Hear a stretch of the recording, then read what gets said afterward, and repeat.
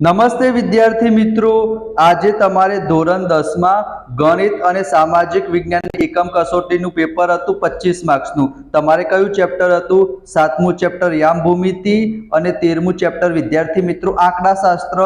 તો સંપૂર્ણ સોલ્યુશન વિદ્યાર્થી મિત્રો આજે આપણે જોવાના છીએ અને બે હાથ જોડીને હું નમ્ર વિનંતી કરું છું વિદ્યાર્થી મિત્રો, પ્રથમ વખત આયા હોય તો વિડીયોને લાઈક કરી દેજો અને ચેનલને હમણાં વિદ્યાર્થી મિત્રો સબસ્ક્રાઇબ કરો. નમ્ર વિનંતી કરું છું. ધોરણ 10 માટે, બોર્ડ માટે, પ્રથમ પરીક્ષા માટે, પ્રી બોર્ડ માટે સંપૂર્ણ સોલ્યુશન હું તમને આપીશ. તમે એક કોમેન્ટ કરશો એનો આન્સર આપીશ વિદ્યાર્થી મિત્રો. તમારા માટે બહુ જ મહેનત કરીશ. તો વિદ્યાર્થી મિત્રો તમે ચેનલને હમણાં સબસ્ક્રાઇબ જરૂર કરી દો વિદ્યાર્થી મિત્રો, અને દોસ્તો સાથે શેર પણ જરૂર કરજો. તો સૌથી પહેલા વિદ્યાર્થી મિત્રો અહીંયા લખેલું છે ટ્રુ ફોલ્સ. તો તમને શું લખ્યું છે? 10 અને 25 ની મધ્ય કિંમત શું થાય? મધ્ય કિંમત એટલે શું થાય? બંનેનો સરવાળો ભાગ્યા 2. તો 10 ને 25 કેટલા થશે? 35. 35 ના અડધા કેટલા થાય? 17.5 થાય. પણ એ લોકોએ 17 કીધું છે, એના માટે વિધાન શું આવશે? ખોટું આવશે. હું તમને પ્રોપર એક્સપ્લેનેશન સાથે કહીશ વિદ્યાર્થી મિત્રો, ખાલી સાચું ખોટું નહીં કહી દઉં. એના પછી બીજો પ્રશ્ન શું છે? સૌથી વધુ વખત આવતું અવલોકન એને મધ્યસ્થ ના કહેવાય, એને વિદ્યાર્થી મિત્રો બહુલક કહેવાય. એનો મતલબ બીજું વિધાન પણ શું આવશે? ખોટું આવશે. ત્રીજા નંબરનું મોસ્ટ ઇમ્પોર્ટન્ટ છે વિદ્યાર્થી મિત્રો, આ સૂત્ર યાદ રાખજો. Z એટલે બહુલક, કેપિટલ M એટલે મધ્યસ્થ અને X બાર એટલે કે મધ્યક. મધ્યક, મધ્યસ્થ અને બહુલક આ ત્રણે ત્રણ આવી જતું હોય એવું સૂત્ર તમારા બોર્ડના પેપરમાં પણ 1 માર્ક્સનું 100% પૂછાઈ શકે છે. એના પછી ચોથો નંબર શું છે? મધ્યક, મધ્યસ્થ અને બહુલક એ મધ્યવર્તી સ્થિતિમાનના માપ છે, તો એ વિધાન પણ સાચું છે. પાંચમો પ્રશ્ન છે, પ્રથમ 5 અવિભાજ્ય સંખ્યાઓનો મધ્યસ્થ 5 થશે. તો પ્રથમ 5 અવિભાજ્ય સંખ્યા કઈ થશે? 2 થશે, 3 થશે, એના પછી 5 થશે, એના પછી 7 થશે અને એના પછી શું થશે વિદ્યાર્થી મિત્રો? 11 થશે. તો મધ્યસ્થ કોને કહેવાય? જે સૌથી વચ્ચે આવે. તો અહીંયા જો વિદ્યાર્થી મિત્રો તમે જોઈ શકો છો કે 5 વચ્ચે આવે છે, તો એ વિધાન પણ કેવું થશે? સાચું થશે. ચલો એના પછી વિદ્યાર્થી મિત્રો અહીંયા તમે જોઈ શકો છો 5 ખાલી જગ્યા છે. તો અહીંયા કીધું છે મધ્યક. મધ્યક કોને કહેવાય? પ્રથમ 5 અયુગ્મ એટલે કે 1, 3, 5, 7 અને 9 આ બધાનો સરવાળો કરીશું તો જવાબ 25 આવશે અને 25 ને 5 વડે ભાગીશું. કેમ 5 વડે? કારણ કે 5 અયુગ્મ સંખ્યા કીધી છે. તો 25 ને 5 વડે ભાગીશું તો જવાબ કેટલો આવશે વિદ્યાર્થી મિત્રો? 5 આવશે. બરાબર. ચલો એના પછી શું લખેલું છે? મધ્યસ્થ. તો આને સૌથી પહેલા ચડતા ક્રમમાં ગોઠવી દઈશું. તો 2 માઇનસ ડાબી બાજુ, 2 પ્લસ જમણી બાજુ, વચ્ચે કેટલા આવશે વિદ્યાર્થી મિત્રો? 5 આવશે. એના પછી મેં તમને હમણાં જ કીધું હતું ત્રીજા નંબરનું, બે કિંમત સરખી હશે તો ત્રીજી કિંમત પણ વિદ્યાર્થી મિત્રો શું થશે? સરખી જ થશે. ચોથા નંબરનું સૂત્ર છે સાદી રીતનું, તમને ખબર જ છે. 75 ભાગ્યા 12 કરીશું તો જવાબ શું આવશે? 6.25 આવશે. 12 છંગ 72 તો 6 પોઈન્ટ સમથિંગ જવાબ આવશે. એના પછી છે બહુલકીય વર્ગ કોને કહેવાય? તો એના માટે સૌથી મેક્સિમમ આવૃત્તિ જોવાની. સૌથી મહત્તમ આવૃત્તિ કઈ છે વિદ્યાર્થી મિત્રો? 17. તો એના ઉપરનાને આપણે શું કહીશું વિદ્યાર્થી મિત્રો? બહુલક વર્ગ કહીશું. તમે સ્ક્રીનશોટ લઈ લેજો વિદ્યાર્થી મિત્રો, પ્રોપર એક્સપ્લેનેશન સાથે હું તમને સમજાવું છું. જો તમને ખબર પડતી હોય તો વિડીયોને લાઈક જરૂર કરજો. ચલો એના પછી વિદ્યાર્થી મિત્રો અહીંયા આપણે શું જોઈએ? વિકલ્પ જોઈએ. અહીંયા એમ લખેલું છે કે સિનેમા ઘરમાં આગળની હરોળમાં 23 બેઠકો છે, એટલે કે 1, 2, 3, 4, 5 એ પ્રમાણે ટોટલ કેટલી બેઠકો છે? 23 બેઠકો છે. તમને એમ કે વચ્ચે જઈને બેસી જાઓ તો તમે ક્યાં બેસશો વિદ્યાર્થી મિત્રો?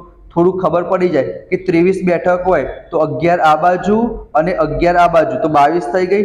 11 આ બાજુ, 11 આ બાજુ, 22 થઈ ગઈ. તો વચ્ચેની બેઠક કઈ હશે? 12મા નંબરની હશે. અહીંથી જોવા જાવ તો પણ 12મું થાય, અહીંથી જોવા જાવ તો પણ 12મું થશે. તેનો વિદ્યાર્થી મિત્રો જવાબ શું આવશે? એક વખત હું હટાવી દઉં જેથી તમને થોડું વ્યવસ્થિત દેખાય. તો આનો જવાબ શું આવશે વિદ્યાર્થી મિત્રો? 12 આવશે.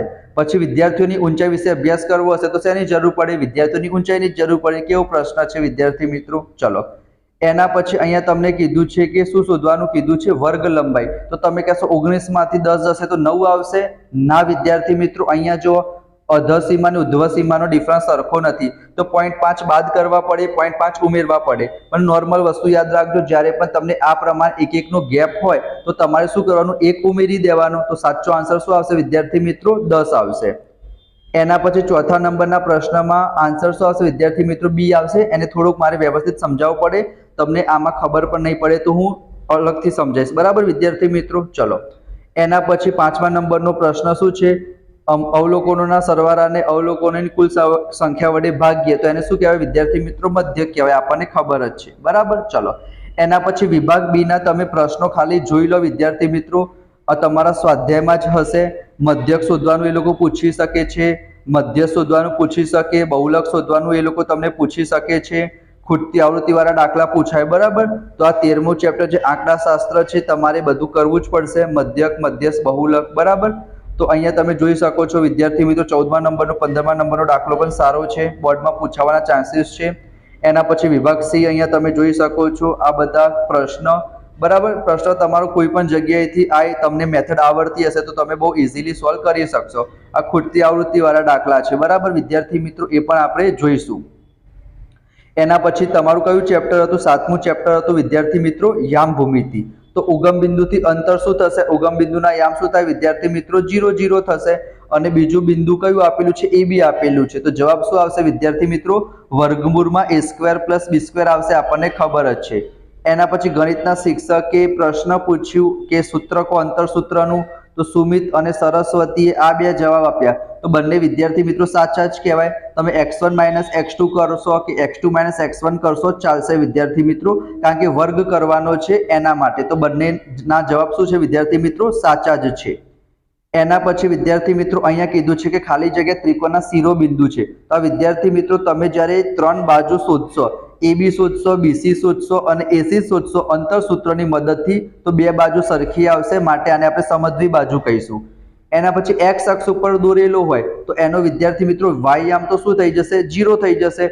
અને x અક્ષ ઉપર દોરેલો હોય તો x અક્ષ કેટલો આપેલો છે? -2। તો x અક્ષ કેટલા કરી દેવાના? -2।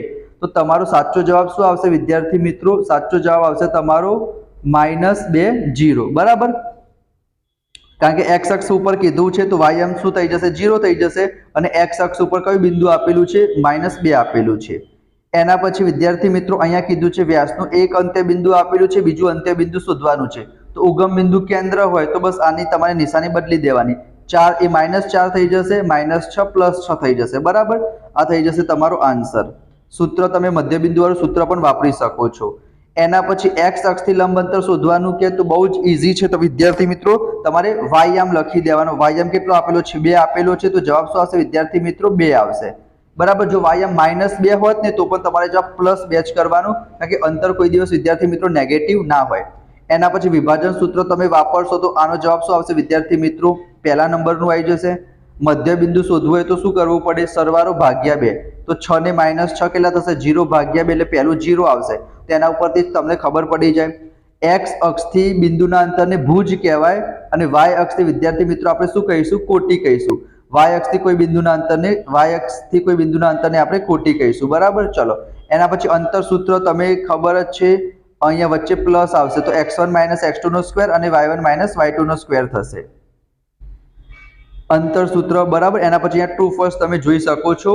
आ 3 समरेख छे विद्यार्थी मित्रों। तो समरेख कई रीतना खबर पड़े? पहला AB शोधशो, पछी BC शोधो अने बंनेनो सरवाळो जो AC बराबर थई जाय तो समरेख कहेवाशे। तो नहीं थाय विद्यार्थी मित्रों। y अक्षथी लंब अंतर कहेता आपणे x आम लखवानुं। x आम केटलो आपेलो छे? 3। एनो मतलब विधान साचुं छे। मध्य बिंदु એટલે સરવાળો ભાગ્યા 2। તો 8 ने 4 કરીશું તો 4 ભાગ્યા 2 2 જવાબ આવશે। તો આ તો ખોટું થઈ જશે। 3 4 ઉગમ બિંદુથી અંતર 5 થશે। જવાબ સાચો છે। 0 હોય તો ABC સમરેખ કહેવાય। હા વિદ્યાર્થી મિત્રો, કારણ કે સીધી લાઈન હશે તો એનું ક્ષેત્રફળ તો 0 જ થવાનું છે। एक्चुअली 7.3 માં આવે છે, તમારું ઓમિટ થઈ ગયેલું છે વિદ્યાર્થી મિત્રો, તો વાંધો નથી। થોડુંક ફાસ્ટ જઉં છું વિદ્યાર્થી મિત્રો, ના ખબર પડે તો કોમેન્ટમાં જણાવજો। એના પછી વિભાગ બી તમે જોઈ શકો છો। 7.1 ના છેલ્લા 4 દાખલા તમે કરી જ દેજો। 7 8 9 10 અંતર શોધવા માટે તમારે શું કરવાનું? અંતર સૂત્ર વાપરવાનું। આ 7.1 નો 7મો જ દાખલો છે। આ અંતર 9 આપેલું છે વિદ્યાર્થી મિત્રો। એના પછી તમારે કયા ગુણોત્તર એટલે કે m1/m2 શોધવાનું છે। અહીંયા મધ્ય બિંદુ વાળું સૂત્ર વાપરવાનું। ઉગમ બિંદુથી અંતર કીધું છે વિદ્યાર્થી મિત્રો, તો અંતર સૂત્ર વાપરવાનું। પરિમિતિ શોધવાની છે, તો પહેલા AB શોધો, BC શોધો, AC શોધો, 3 નો સરવાળો કરી દો। મધ્ય બિંદુ એટલે બંનેનો સરવાળો ભાગ્યા 2 કરો।